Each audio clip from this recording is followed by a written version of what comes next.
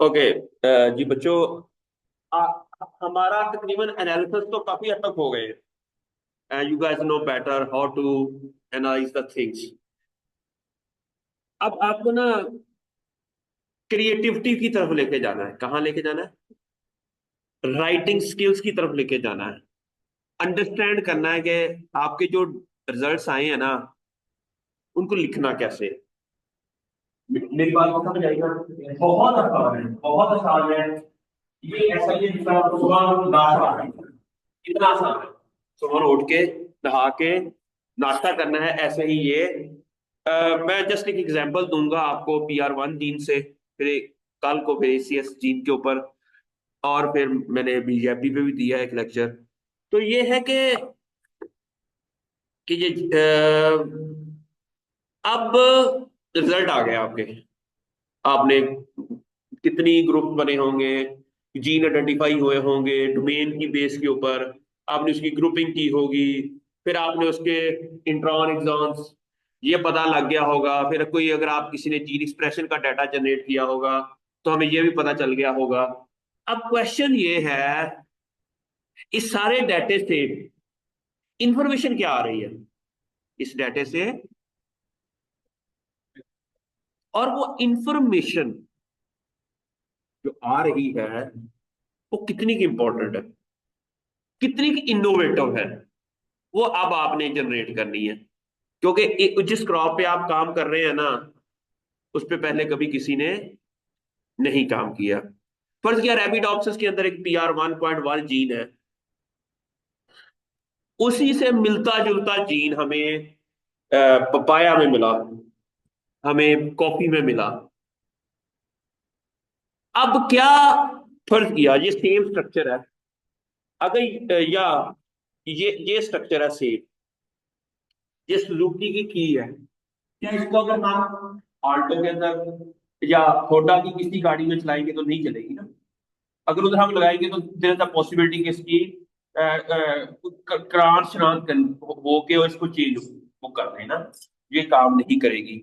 इसी तरह ही मैंने कह रहा हूं कि अगर अरेबिडोप्सिस की PR1 जीन है, तो अगर वो सोयाबीन के अंदर PR1 है, डेफिनेटली अगर वो सेम स्ट्रक्चर भी थी, लेकिन उसको जब हम उसके अंदर इस तरह करेंगे ना, तो देयर इज अ पॉसिबिलिटी कि उसकी स्ट्रक्चर चेंज हो जाए। प्रोटीन बनने के बाद उसने जहां जाकर काम करना था या किसी स्ट्रक्चर का पार्ट बना था, they become may be a different protein. हाँ, अगर एक जीन है, जिस तरह मैं अभी कल में पढ़ा रहा था कि FIL एक जीन है, जैबी का एक जीन है। वो क्या करता है कि जो है ना, जो फ्लोरिसेंस है ना, ठीक है, उसके अंदर ना फ्लोरिसेंस के अंदर ना पर क्रैब्स क्ला एक जीन है, CRT। क्या है? ये जीन है। इस जीन को जब पौधे के अंदर म्यूटेट किया गया ना, अरेबिडोप्सिस के अंदर, तो उसकी स्ट्रक्चर क्रैब क्ला की तरह की होगी, फ्लावर की। नहीं लगी समझ? क्रैब्स क्या होती है? क्रैब्स जिसको हम खाते हैं, वो क्या होती है वो? जो मछली एक वो जानवर है, क्रैब्स, उसका क्ला होता है।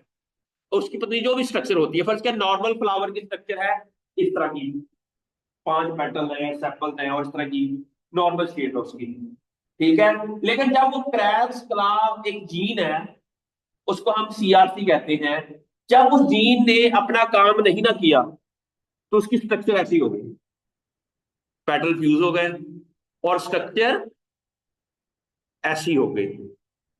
अब वो YAPI ट्रांसक्रिप्शन फैक्टर है, वो जीन जो है उसके अंदर YAPI डोमेन है, और फिर उन्होंने नाम उस जीन का नाम कैसे रखते हैं?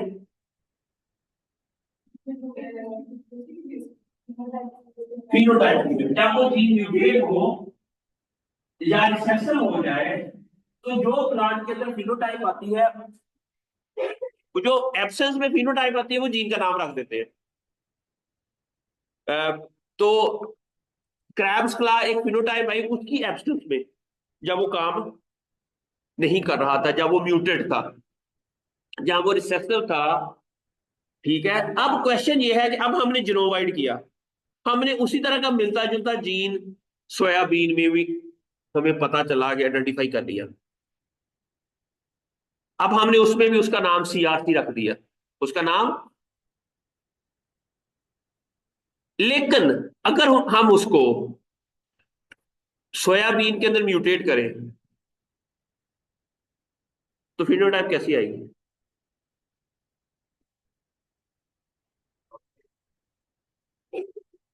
मेरी बात समझ आई? सीआरसी जीन है, अरेबिडोप्सिस के अंदर म्यूटेट हो जाए तो नॉर्मल फिनोटाइप ये थी।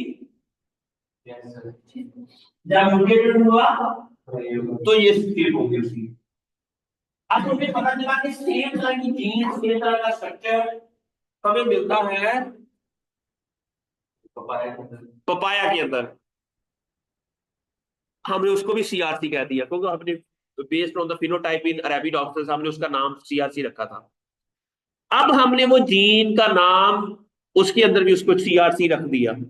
लेकिन अगर वो जीन म्यूटेट होगा तो क्या वो भी इस तरह की फिनोटाइप देगा? अच्छा, अब यहां पर आप सोचिए ना, आप सोचिए, इस तरह की हो सकती है, कुछ और तरह की हो सकती होगी। सोचिए ना, ये जीन है अरेबिडोप्सिस के अंदर इस तरह की फिनोटाइप दे रहा है, जब म्यूटेट होता है उसी तरह का मिलता जुलता जीन हमने जीनोमाइड करके उसका ऑर्थोलॉग आइडेंटिफाई कर लिया, ऑर्थोलॉग हमने आइडेंटिफाई कर लिया। लेकिन जब हमने बायोटेक्नोलॉजिस्ट को कहा, मॉलिक्यूलर बायोलॉजिस्ट को कहा कि इस जीन को म्यूटेट करो, देयर इज अ पॉसिबिलिटी कि दोनों तरह की फिनोटाइप आ सकती है, वो क्ला की तरह की भी हो सकती है या डिफरेंट भी हो सकती है, दोनों पॉसिबिलिटीज हैं। सीआरसी की तरह की क्यों नहीं आएगी? क्योंकि वो ऑलरेडी इंपोर्टेड है कि वो रैपिड ऑब्जर्वेशन की फिनोटाइप देता है।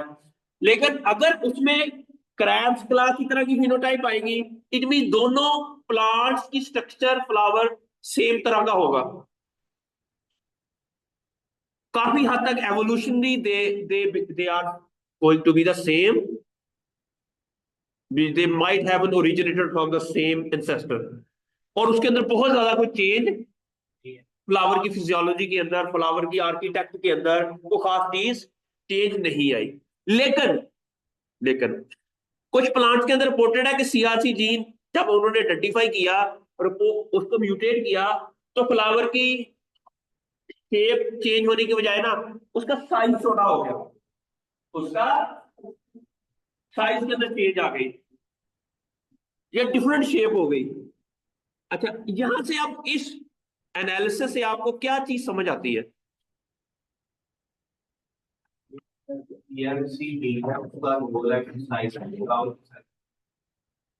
इट मीन दैट उसका रोल डिफरेंट प्लांट्स के अंदर डिफरेंट हो सकता है। यहाँ पे शेप देते वो ना। अच्छा, अब आपने क्या करते हैं, आपने अपने जीन अरेबिडोप्सिस वाले आइडेंटिफाई कर लिए उसी तरह के मिलते जुलते। It does not mean they might have same role, same function. They might have different functions, but they might have the same function. अच्छा, अगर तो सेम तरह का फंक्शन है, it means both crops are highly similar. हम इस अगर इस तरह का कोई रिजल्ट आता है, उस रिजल्ट्स की बेस के ऊपर हम कह सकते हैं these both crop might have been the similar in structure and evolution. ठीक है, उसका एवोल्यूशन सेम इलाके में हुआ होगा, सेम तरीके से हुआ होगा और सेम तरह की होंगी। लेकिन अगर वो डिफरेंट आता है तो देर इज अ पॉसिबिलिटी कि उसके दरमियान में कई ऐसी स्पीशीज के दरमियान में, फर्ज किया हमारे पास एक जीन है, हमने कहा है कि वो कॉमन इंसेस्टर से आता है। क्या आता है? कॉमन इंसेस्टर से, जहां पर कोई जीन है जो कि कॉमन एंसेस्टर से आ रहा है, जहां पर कोई स्पीशीज थी।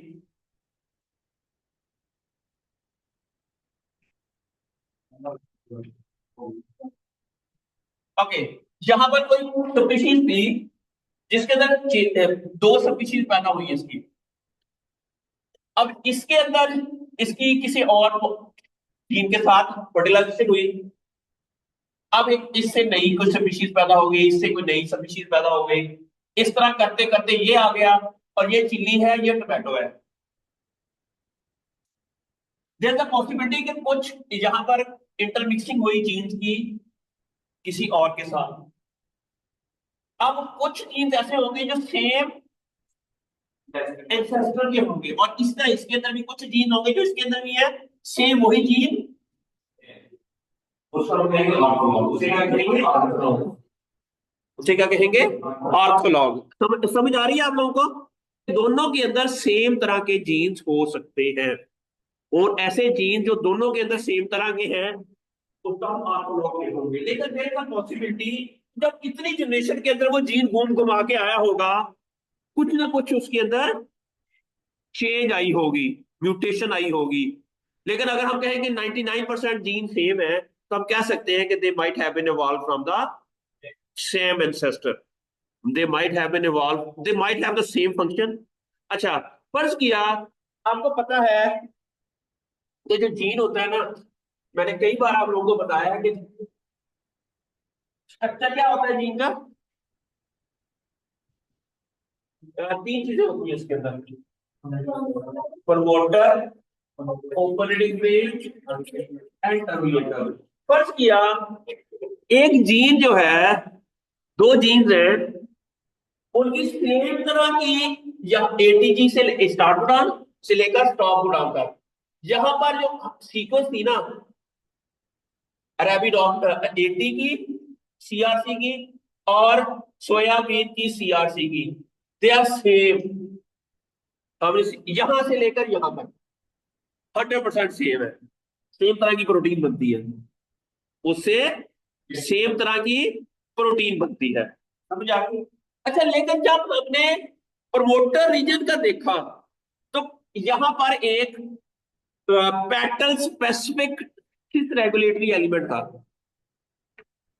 बच्चे आपका नाम क्या है? आप पहली बार आए?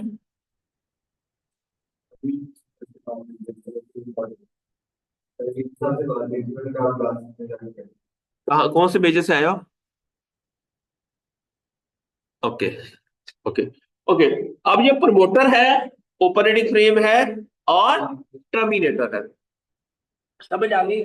देयर इज अ पॉसिबिलिटी कि यहां पर जो इसकी डीएनए की सीक्वेंस के अंदर चेंज आ जाए, पर कि यहां पर टी ट्रिपल ए एक सीक्वेंस सी जहां पर डॉप ट्रांसक्रिप्शन फैक्टर आके बाइंड करता है, और फर्ज किया, और वो जो ट्रांसक्रिप्शन फैक्टर है ना, वो उसको पैटर्न स्पेसिफिक बना देता है। नहीं लगी समझ? पैटर्न स्पेसिफिक का मतलब वो जीन सिर्फ पैटर्न में एक्सप्रेस होता है।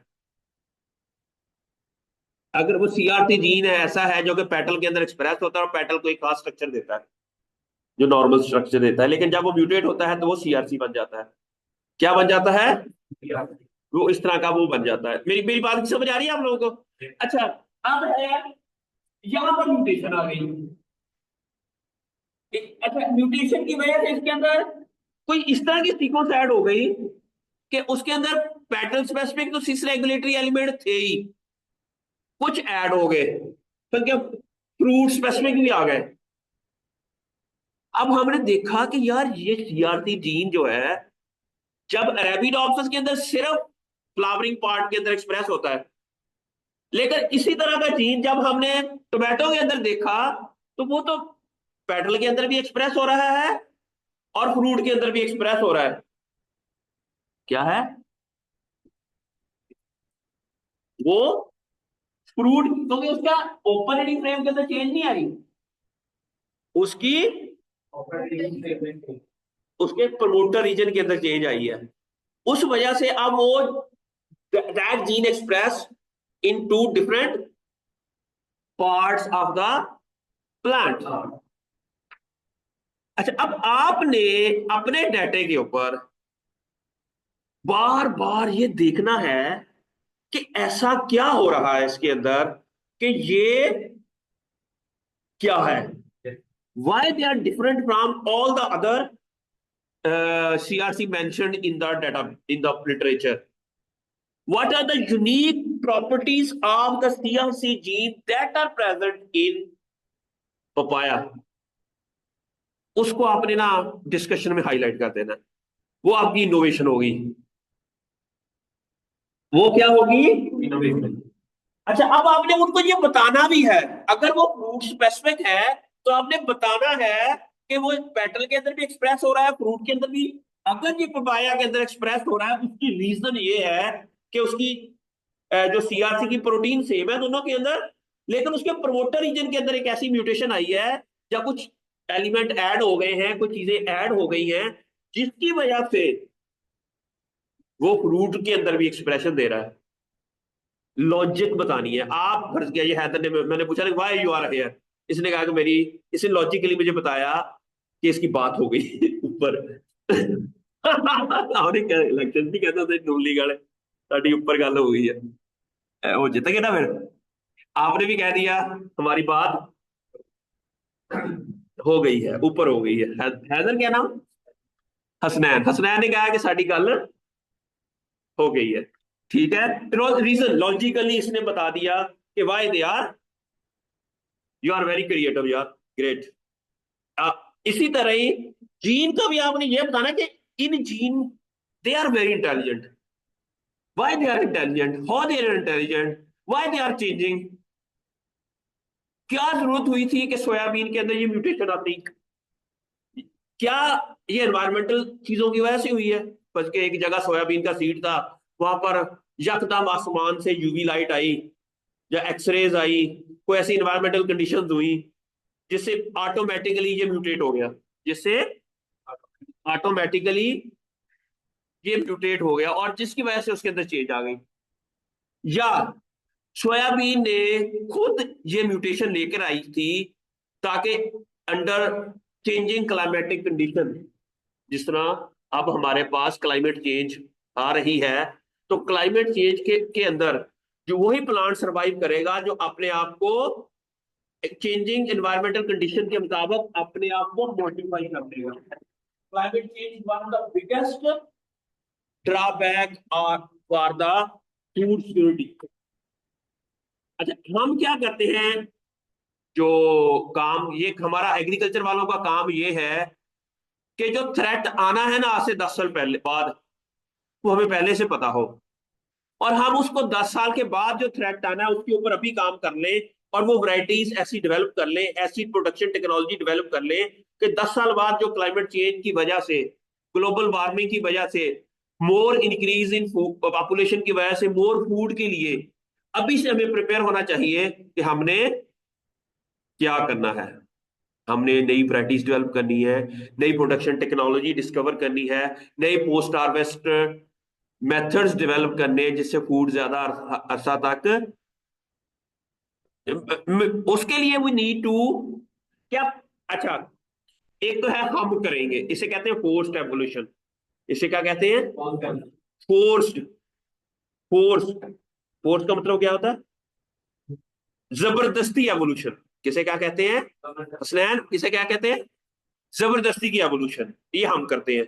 एक होती है नेचुरल एवोल्यूशन, जिस तरह मैंने कहा ना सोयाबीन के अंदर म्यूटेशन आ गई, कोई इन्वायरमेंटल हैजर्ड आया और उसने नेचुरली उसके अंदर कोई म्यूटेशन हो गई और वो म्यूटेशन उसके लिए पॉजिटिव हुई क्योंकि उसने उस चेंजिंग एनवायरमेंटल कंडीशन के अंदर अपने आप को हीट टॉलरेंट बना लिया, उसने अपने आप को हीट टॉलरेंट बना लिया। यू गॉट माय पॉइंट ना? ठीक है। अब आप लोगों ने अब जो रिसर्च की है, अब आपने उसके अंदर इनोवेशन तलाश करनी है। क्या करनी है? इनोवेशन तलाश करनी है कि why my PR1 gene is different from the all other reported PR1 genes in the literature.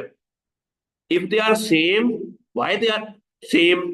If they are different, why they are different? What are the unique characteristics are present in your PR1 or ACS gene that is not present in other crops PR1 genes? तो मुस्तबशिरा समझ आ रही है? पीठ भी मुश्किल नहीं है चीजें, ठीक है। इसको हम बिल्कुल टेंशन नहीं लेनी, आप लोगों ने पता नहीं कितना मुश्किल काम है। आज हसनैन ने देखा ना अपना आइडिया दे दिया, क्रिएटिव है, क्रिएटिविटी है इसके जहन के अंदर कि वाई, आपने समझो इस तरह के क्वेश्चन जीन से पूछने हैं, वाई यू आर हियर, वो पूछेगा मेरी गल हो गई है हसनैन। अच्छा, अब ये बेचारा क्यों है फखरुल इस्लाम हॉर्टिकल्चर में? नहीं, शौक से नहीं है, शौक से नहीं। अब इसका आप किससे शौक से हैं? आप मजबूरी, शौक, पर्ची? वो टीम में कहते हैं ना, ये पर्ची है, ये टैलेंट है। तो आप टैलेंट से आए हैं या पर्ची से आए हैं? पर्ची से। ये एक टैलेंट है, एक पर्ची है, एक मजबूरी है। किस पे आए हैं? शौक से आए हम जितने। एवरीथिंग इज, मेरी बात की समझ आई ना? ये जीन्स भी ऐसे ही है, ये जीन्स भी ऐसे ही है कि ये कभी शौक से आते हैं, कभी मजबूरी से आते हैं, कभी इसके ऊपर एनवायरमेंटल चेंजेस आती हैं, क्लाइमेट चेंज आती है, उसके अंदर म्यूटेशन आ जाती है, और अपने आप को वो चेंज कर लेते हैं। ये क्वेश्चन है। और ये अब आपने अपने जीन्स के अंदर ये सारी जो स्टोरीज है ना, ये आपने ऐड करनी है, अनरिवेल करनी है, ताकि हम एक सरप्राइजिंग कंक्लूजन पे पहुंच सके, और उसके अंदर बहुत ज्यादा इनोवेशन हो। ये कैसे होगा? जब आप क्रिटिकली उसको एनालाइज करोगे, एनालाइज उसको देखते जाओगे, अच्छा इसके सीक्वेंस के अंदर ये है, ये है, इसका एक्सप्रेशन यहाँ आया है। लेकिन अब आप देखें कि जो हमारा PR1 जीन है ना रेबिडोप्सिस के अंदर, उनका एक्सप्रेशन कहाँ कहाँ आता है। अब आपने एक्सप्रेशन एनालिसिस किया। जीन एक्सप्रेशन एनालिसिस क्या होता है? जीन एक्सप्रेशन क्या होता है? क्या होता है?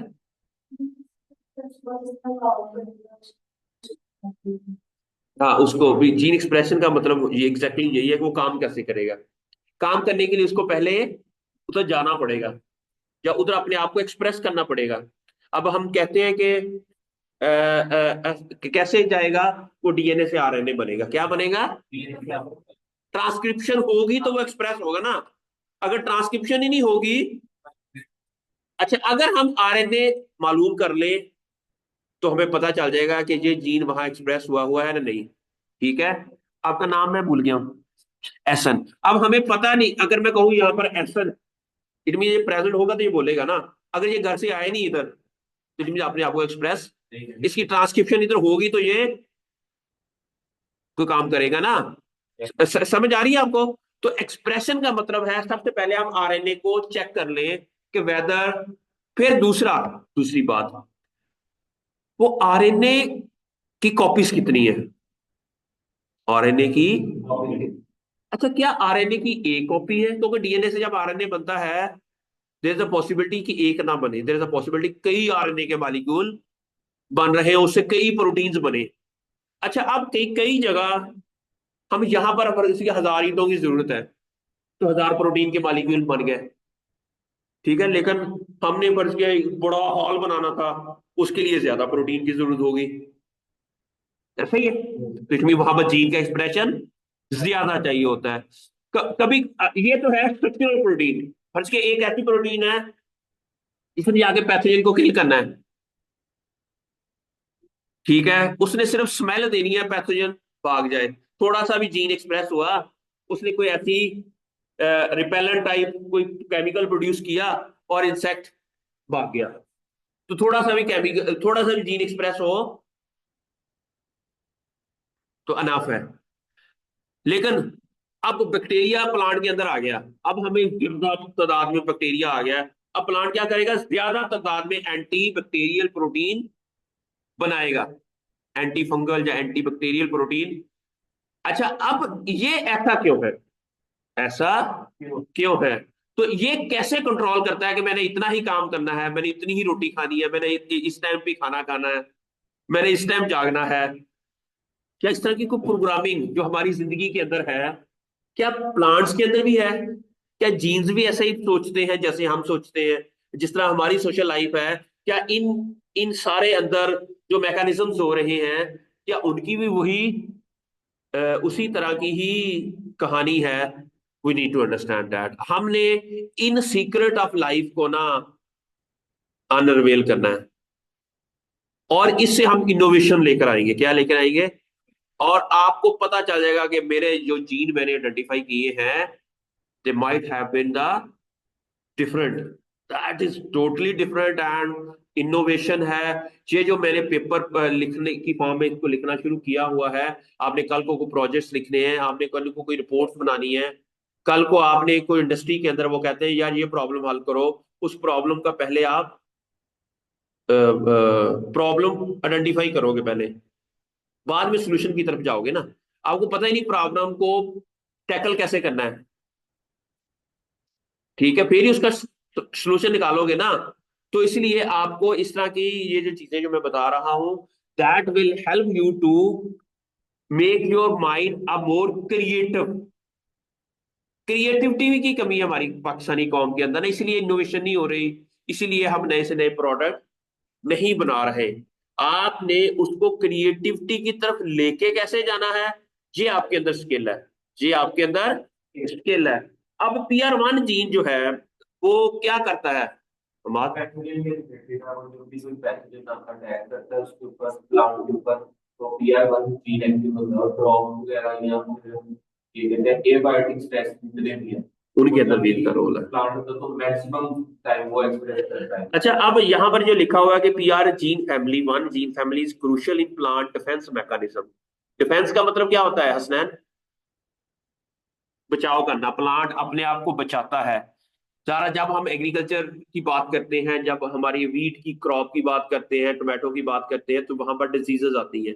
अब हम हमारा काम क्या है कि हम पौधे को इतना स्ट्रांग बना दें कि जब बीमारी आए ना, वो खुद ब खुद ही पौधा जो है उससे उसको निमट ले, देख लांगे ਅਸੀਂ। ठीक है, पौधा खुद ही उसको देख ले। तो ये तो बहुत अच्छा, इसका फायदा क्या होगा? एक तो पौधा इतना मजबूत हो जाएगा कि पौधों को पैथोजन को वो आइडेंटिफाई भी कर लेगा। हमने प्लांट्स को इंटेलिजेंट बनाना है, जिस तरह हम आर्टिफिशियल इंटेलिजेंट एक मशीन है, एआई है, एग्जैक्टली हमने प्लांट को। अच्छा, इंटेलिजेंट किसे कहते हैं हसन?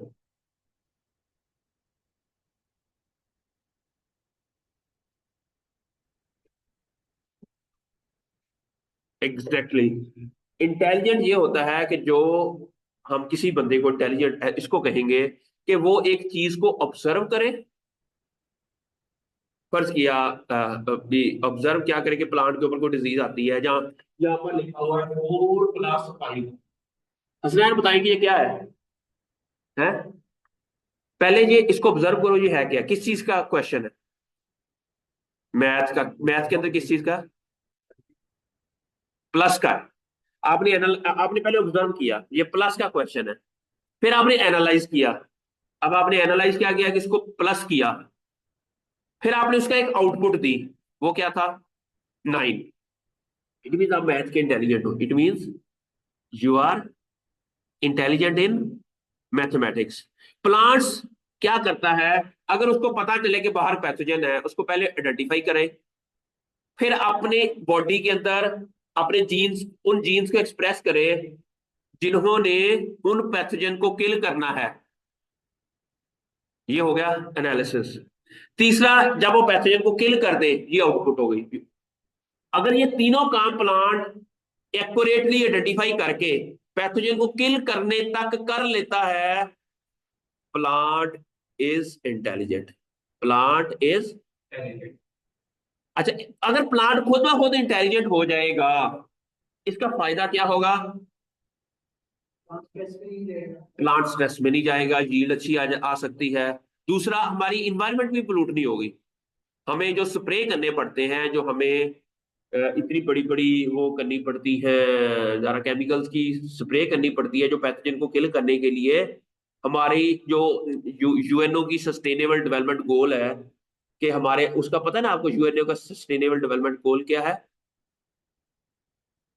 कि हमने ऐसी डेवलपमेंट करनी है जिससे इन्वायरमेंट को नुकसान ना पहुंचे, जिससे लेबर को की सेहत को नुकसान ना पहुंचे, ह्यूमन हेल्थ को नुकसान ना पहुंचे, आपकी आने वाली जनरेशन को नुकसान ना पहुंचे।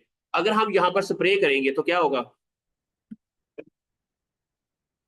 एयर पोल्यूट होगी, और बहुत ज्यादा मिसाइल्स आएंगे। वो क्या आएंगे? बहुत ज्यादा मिसाइल्स आएंगे। अब इन सब मसाइल का हल क्या है? कि हम पौधे को इतना इंटेलिजेंट बना दें कि पौधे को खुद ही पता चल जाए स्ट्रेस आ रहा है, या कोई ड्राउट स्ट्रेस आ रहा है, तभी उसको पता चल जाए, वो खुद इंटेलिजेंट हो जाए, टोमेटा को क्लोज कर दे। जो हमारी वो चीजें हैं उनको वो खुद ब खुद ही मैनेज कर ले। तो ऐसा प्लांट इंटेलिजेंट होगा। हम ये रिसर्च इसलिए कर रहे हैं कि पौधे को इंटेलिजेंट बनाना है, पौधे को ऑटो ऑटो पे लगाना है, इसको कहते हैं ना पौधे को ऑटो पे लगाना है, कि पौधा खुद ब खुद ही वो सेंस कर ले, उसके अंदर सेंसर लग जाए और डिजीज को डिटेक्ट भी कर ले, उसको डिफेंड भी कर ले। मेरी बात की समझ आ रही है आपके? अच्छा, अब हम PR1 के बारे में इसको डिटेल से पढ़ते हैं कि what are PR1 genes, why they are, how to classify them, how to identify something that is interesting in that, ये कैसे आइडेंटिफाई करना है। मेरी बात की समझ आ रही है आपको? अच्छा, अब ये इन्वॉल्व है पैथोजन के रिस्पॉन्स के अंदर, even significant role in plant immunity and stress tolerance के अंदर इसका रोल है। अब इंपॉर्टेंस क्या है कि PR1 protein play a key role in plant defence against pathogen, enhancing disease resistance, they help in the systemic acquired resistance response and crucial for plant. Systemic acquired resistance क्या होती है? फर्ज किया ये पौधा है, यहां पर पैथोजन ने अटैक किया, यहां पर इन लीव्स के अंदर जो अदर देन उनके अंदर रेजिस्टेंस मैकेनिज्म एक्टिव हो जाए, PR1 प्रोटीन बननी शुरू हो जाए, तो क्या होगा? सिस्टमेटिक का मतलब है, एक होती है लोकल रेजिस्टेंस, सिस्टमेटिक होता है अवे फ्रॉम लोकल। पर फर्ज किया जिस तरह एक पिंड च चोर आ जाता, एक घर से चोर आ जाए ना तो ऐलान शुरू हो जाते हैं भी गांव में चोर आ गए, अपनी हिफाजत कर लो, सारे बंदूका लेके बाहर खड़े हो जाए, इसको कहेंगे सिस्टेमिक, सिस्टेमिक अक्वायर्ड। अच्छा, लेकिन अगर हर टाइम वो खड़े रहे तो सोएंगे कब? उनका पैथोजन आया ही नहीं और लेकिन वो बंदूका लेके खड़े हैं, ऐसा करेंगे तो पूरे प्लांट की, गांव की प्रोडक्टिविटी खत्म हो जाएगी। जरा दिन टाइम उन्होंने काम करना है और आपको बंदूकें लेके खड़े रहे तो क्या होगा? उनकी डेवलपमेंट अफेक्ट होगी, उसकी ग्रोथ अफेक्ट होगी। लेकिन वो तब भी बंदूकें लेके खड़े हो जब पैथोजन आए, ठीक है।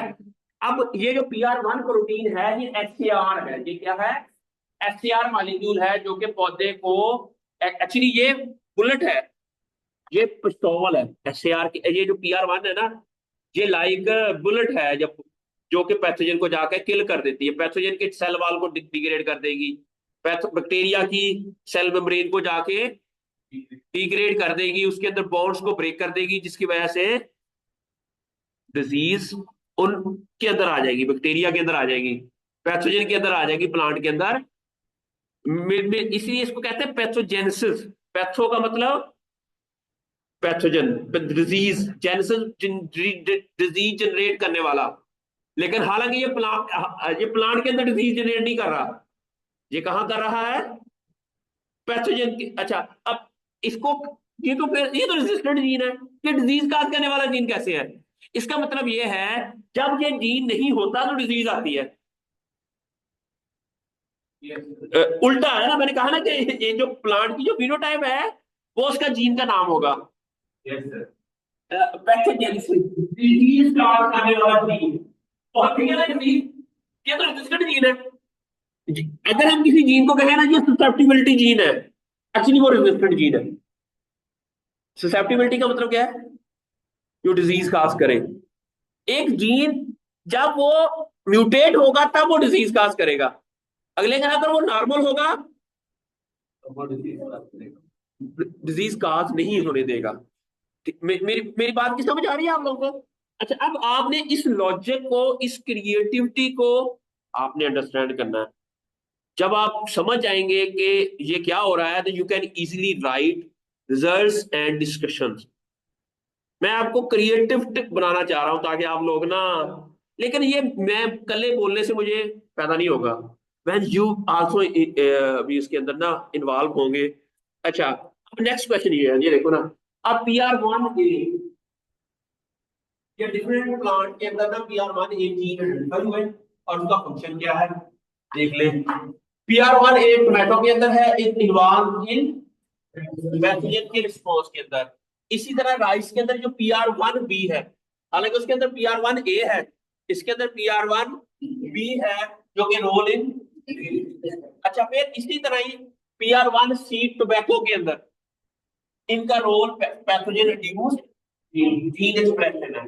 अच्छा, लेकिन जो PR1 जीन पेपर के अंदर है, उसका काम, उसका रोल है स्ट्रेस रिस्पॉन्स, ये बायोटिक स्ट्रेस के दौरान भी दे आर मिलते जुलते जीन्स है, but they have different roles in different crops, in different crops। अच्छा, अब आपको अगर वो जीन डिफरेंट तरह का आ जाता है ना, इसमें टेंशन नहीं लेनी आपने, उसका एक्सप्रेशन आप समझते हैं यार, ये तो किसी भी क्रॉप में ऐसा नहीं अब तक रिपोर्ट हुआ, मेरे में कैसे हो सकता है, मेरी क्रॉप में कैसे हो सकता है, ये इनोवेशन है।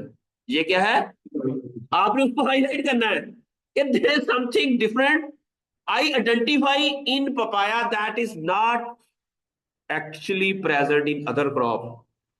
तो दुनिया फिर जब भी पपाया के PR1 ए के बारे में कहेगी तो आपके पेपर को रेफरेंस देगी, आपके पेपर का रेफरेंस देगी कि ये बंदा जो हमाद है या इसने किया है काम, या फखरुल इस्लाम ने किया है ये काम। मेरी बात की समझ आ रही है? तो वो आपके पेपर को रेफरेंस दिया करेगी कि ये इसके साथ हमें ना इसका एक और टेबल भी ऐड करना चाहिए था जिसके अंदर इसका रेफरेंस दिया होगा। अच्छा, इस तरह ये है सोयाबीन का PR1, ये एंटी फंगल एक्टिविटी है। इसकी क्या है, एंटी फंगल। फंगस क्या होती है, फंगस फंगस क्यों होती है कि उसके इर्द गिर्द उसकी सेल वाल क्या होती है, काइटन की। अब एंटी फंगल जीन का मतलब ये होगा कि they actually degrade chitin, chiton. ऐसी चीज जो काइटन को डिग्रेड करते हैं उसे हम कहेंगे काइटिनेज। क्या कहेंगे, काइटिनेज। और ये एंटी फंगल जीन मतलब PR1 ई, मुझे लगता है ये काइटिनेज जीन होगा। क्या होगा, फंगस को मारना है, आपको मारना तो क्या किया जाए, गोली मार दी जाए, ठीक है। अगर हम कहेंगे गोली को कहेंगे यहां मारी जाए तो ठीक है। इसी तरह उसको मारना हो, उसके अंदर तो एक खास जगह नहीं होती, उसकी स्किन नहीं होती है, उसकी स्किन को ब्रेक कर दिया जाए, उसके अंदर बॉन्ड्स को ब्रेक कर दिया जाए तो वो एंटी ठीक हो गया। अब आपने देखना है कि what is the function of your genes. अब ये इसकी आइडेंटिफिकेशन मेथड आपने ऑलरेडी करनी है कि कैसे आइडेंटिफाई किए हैं आपने। आइडेंटिफाई कैसे किए हैं कि यूटी आप PCR पुराने जमाने में नॉर्मली जब अभी नॉन सीक्वेंसिंग नहीं थी लोग क्या करते थे कि उसी तरह का मिलता फर्ज किया रैबिट ऑप्शन के अंदर PR1 जीन आइडेंटिफाई हुआ है, उसके ऊपर प्राइमरी डिजाइन किए, PCR लगाया, और दूसरी ग्राफ के अंदर उस तरह का मिलता जुलता जीन आपको आइसोलेट कर लिया, फिर उसको सीक्वेंसिंग करा ली, तो हमें पता चल जाता था कि PR1 तरह के जीन दूसरी क्रॉप के अंदर है या नहीं है। ठीक है, क्योंकि अभी होल जीनोम सीक्वेंसिंग टेक्नोलॉजी नहीं आई थी, तो इसलिए इस तरह के जो बेसिक टूल थे मॉलिक्यूलर टेक्निक्स, ये यूज करते थे लोग। ठीक है, इवन मैं जब PhD करता था तो हम ऐसे ही करते थे, क्योंकि ये अभी होल जीनोम सीक्वेंसिंग ये टेक्नोलॉजी आई है, ये 6-7 साल पहले आई है, ज्यादा 8-9 साल पहले आए है ना। ठीक है, जब हम PhD करते थे तो उस टाइम और दौर था, बहुत पुराना और दौर था, लेकिन हमने भी कुछ ना कुछ ये चीजें की हुई थी। अब आजकल दौर है बायोइन्फॉर्मेटिक्स का। ठीक है, अब तो होल जीनोम सीक्वेंसिंग अवेलेबल है, आप जस्ट उसको डोमेन सर्च करते हैं और जीनोम आइडेंटिफिकेशन करते हैं, and you can use computational tool that help to predict gene functions and their role in stress response. ठीक है, ये हमें पता चल जाता है। फिर एक्सप्रेशन एनालिसिस मेथड है, हम देखते हैं कि वो जीन कहाँ एक्सप्रेस हो रहा है, वो लीफ के अंदर एक्सप्रेस हो रहा है, वो शूट के अंदर एक्सप्रेस हो रहा है। वो अब आपने अपने तमाम जीन का पता चल गया। डेग एनालिसिस, डेग क्या होता है, डिफरेंशियली। ठीक है, आपने पौधे को प्लांट के हर पार्ट के अंदर पहले आइडेंटिफाई किया नॉर्मल कंडीशन के अंदर। आपके 10 जीन है, आपने 10 जीन के ऊपर प्राइमर डिजाइन किया, या आपने एक्सप्रेशन डेटाबेस से डाटा डाउनलोड किया, तो हमने देखा कि तमाम पार्ट ऑफ प्लांट के अंदर जब हमने देखा कि आपका जीन कौन कौन सा कहाँ कहाँ एक्सप्रेस होता है, एक तो ये डाटा हो गया। इससे हमें ये पता चला कि हमारा ऑर्गेन, कौन से ऑर्गेन के अंदर हमारा कौन सा जीन, ये एक डाटा हमारा यहाँ पर जनरेट हो गया। दूसरा, हमने पौधे को डिफरेंट तरह के स्ट्रेसेस दिए, बल्कि पैथोजन का स्ट्रेस दिया। फिर हमने देखा कि लीफ के अंदर जब पैथोजन का स्ट्रेस दिया, जब नॉर्मल था तो कौन से जीन एक्सप्रेस हो रहे थे, लेकिन जब हमने उसको स्ट्रेस दिया अच्छा, अगर हमने देखा कि कुछ PR1 2 3 में कुछ ऐसा जीन है, जब हम उसके वायरस का अटैक रहा है तो जीन का एक्सप्रेशन ज्यादा हो गया, तो हम कह सकते हैं कि ये, जिस तरह इसने कहा है कि ये पैथोजन इंड्यूस जीन्स, ये पैथोजन की जब अप्लाई किया तो ये जीन इंड्यूस हुआ, ये जीन इंड्यूस हुआ कि इसका एक्सप्रेशन ज्यादा हुआ। इंड्यूसिबल जीन है ये, क्या है? ठीक है, लेकिन यहां पर हमें ये नहीं अभी तक पता चला वो जीन पैथोजन के आने के बाद उसने किया क्या है। इंड्यूस हुआ है, वो पैथोजन को किल करने के लिए आया है, या पैथोजन की हेल्प करने आया है। एक चीज है, पर यहाँ पर ऐसा आया है, दो तरीके से हो सकते हैं यहाँ पर जंग, यहाँ पर लड़ाई शुरू हो जाए आपकी और आपकी। हम यहाँ पर ये है कि आपकी हेल्प कर रहा है या उसकी हेल्प कर रहा है, ये हमें पता, लेकिन हम किसी भी देखा कि एक्टर वहां बैठा है, लेकिन हम कैसे पता चलेगा कि हेल्प कर रहा है? अगर हम, आपकी और इसकी लड़ाई हो रही है, अब आप चलेंगे यहाँ से, अगर वो बेचारे ने छितर पैर बोले लग गए, लेकिन तो आप उसकी हेल्प कर रहा था इसके अगेंस्ट, लेकिन फिर ये छितर पैर डाल देना मतलब किया इसकी हेल्प कर रहा था। अब आपके झगड़े से ये जख्म, ये प्लांट है, ये पैथोजन है, आप जी लो, लॉजिकली सोचे ना। वैसे वैसे मैं कह रहा हूँ कि स्नैन के आने से पहले क्लास का माहौल कैसा था, अब स्नैन आ गया है, वो आ गया, वो सरकार जिसका इंतजार था वो हजारों साल तक साथी बेजुड़ी में होती है, तब जाके चमन में और नर्वस पैदा होती है और स्नैन पैदा हो गया हमारे पास माशाल्लाह। तो अब इंशाल्लाह रेवोल्यूशन आ जाएगी हमारी। और क्या क्या गेम खेले थे?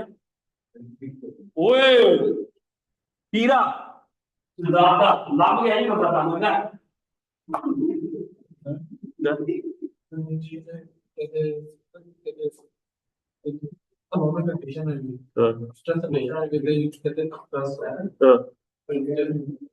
Okay, this is very good question. दोनों के अंदर सेम तरह का एक्सप्रेशन हो, इट मीन्स दैट वो जीन जो है ना, वो नॉर्मल फंक्शनिंग के लिए जरूरी है। फर्ज किया, ये लाइट है ना, लाइट ये हर कमरे के अंदर है, ये जरूरी है। अब यहां पर लड़ाई हो या ना हो, इसने अपना काम करना ही करना है। ठीक है, इस तरह के जीन्स होते हैं, उसको कहते हैं कॉन्स्टिट्यूटिव जीन्स। क्या कहते हैं इसको? जो हर सेल के अंदर एक्सप्रेस होते हैं और हर कंडीशन में एक्सप्रेस होते हैं। वैसे जीन्स क्या होते हैं? वो नॉर्मली सेल की स्ट्रक्चर के जीन्स होते हैं, जो सेल की नॉर्मल, जो डेली लाइफ की नहीं फंक्शन होते हैं। पर के यहाँ पर कुछ ऐसे मुलाजमीन हैं, वो छुट्टियां हो या ना हो, स्वीपर है फर्ज किया, उन्होंने आना ही आना है फर्ज किया। ठीक है, अब यहाँ पर लड़ाई हो या ना हो, उन्होंने इधर आना ही आना है। ठीक है, कहीं मेरे वर्गे लड़ाई होवे तो नस जाते ने। ठीक है, इट मीन्स दैट असि डरपोक जीन, असि क्या है, समथिंग लाइक दैट। समझ आ रही है आपको? समझो, आपने सोशल लाइफ से, आपने सोशल लाइफ से चीजों को सीखना है, अंडरस्टैंड करना है, और इस तरह आपने आइडेंटिफिकेशन मेथड्स हमने मालूम कर लिए हैं। नोवाइड एनालिसिस आपको पता है कि कैसे करते हैं, फाइलोजेनेटिक एनालिसिस बनाते हैं, कंपैरेटिव जीनोमिक एनालिसिस करते हैं कि वेरिएशंस क्या हैं उनके अंदर, डिफरेंट स्पीशीज के अंदर। फिर उसका क्या है, फाइलोजेनेटिक डी के थ्रू हम उसको क्लासीफाई कर लेते हैं। फिर हमारा functional annotation, annotation of genes. Annotation किसे कहते हैं? एक जीन के जीनोम को एनोटेट करना। एनोटेट का मतलब क्या है? फर्ज किया, आप अभी आपने टेस्ट दिया है, लेकिन आपको रोल नंबर नहीं अलाट हुए, इट मीन अभी आप एनोटेट नहीं हुए। इसका मतलब क्या है? एनोटेट का मतलब है कि आपको कोई फंक्शन असाइन कर देना, आपको कोई नंबर और आईडी दे देना। उससे ये पता चल जाएगा कि ये जो जीन है ना, ये हॉर्टिकल्चर का जीन है, ये जीन जो है वो प्लांट ब्रीडिंग एंड जेनेटिक्स का जीन है। जैसे हसनैन आज एनोटेट हुआ है, हसनैन हसनैन को आज प्रॉपरली एनोटेट हो गया, फिक्स हो गया कि no they are great horticulturist. जिसकी तलाश थी हॉर्टिकल्चर को जिस हीरे की, वो आज आ गया। तो बच्चे गुस्सा तो नहीं कर रहे? तो मैं, मेरी कोई आदत ऐसी होती है कि मैं जरा खुल डुल के जरा ठीक है, मुझे लगता है कि इससे अच्छा होता है, क्लास का माहौल अच्छा रहता है। अगर आपको बुरा लगे तो ना दसी मैनू, ठीक है। मजाक। ओके, एनोटेशन का मतलब क्या है?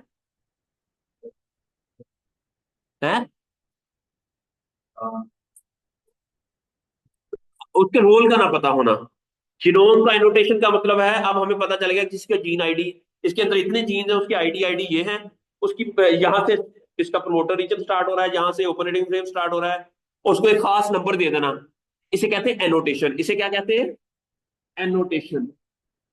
क्या कहते हैं इसको? एनोटेशन। और किसका क्या आ रहा है? हेलो, किसी कौन? यार एक minute. Is a structural analysis, PR1 typically contain a characteristic domain within conserved essential for their function and in defense mechanism. Expression profiling करते हैं, वो ऑलरेडी मैंने बता दिया कि कैसे हम। ठीक है, फिर है PR1 इन सोयाबीन, क्या करता है ये? हम एग्जांपल देखते हैं।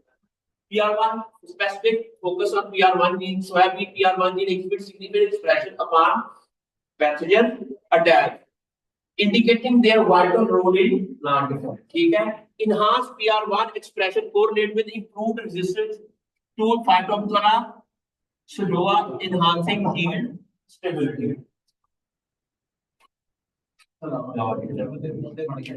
ठीक है, ये देखो जी, ये लिटरेचर रिव्यू करना है आप लोगों ने, और की फाइंडिंग्स है और की फाइंडिंग टूल्स है। ये आपने इसको, मैं आपको ये प्रेजेंटेशन कर दूंगा। तो ये